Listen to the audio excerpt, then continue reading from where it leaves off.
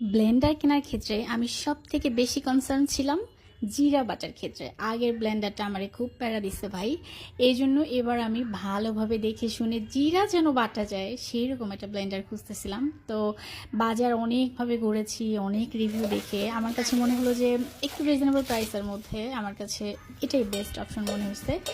আর দোকানে গিয়ে বললাম ওদেরকে, ওরাও আমাদেরকে মানে এটাই সাজেস্ট করলো। এটা হচ্ছে কিয়ামের BL2200 মানে মডেলের ব্লেন্ডার। এটার বডিটা কিন্তু খুবই শক্তপোক্ত আর মোটরটাও বেশ কপারের আর কি মোটর। তারপর হচ্ছে এটা CRM মনে হয় 18,000-এর মোটর, আর এটা হচ্ছে 850 ওয়াটের, কিন্তু খুবই ভালো কাজ করে আমি দেখলাম। কারণ এটা আমার জিরা বাটার ক্ষেত্রে প্রায় কত সেকেন্ড লাগছে, 15-30 থেকে মানে 45 সেকেন্ডের মতো হবে হাইয়েস্ট।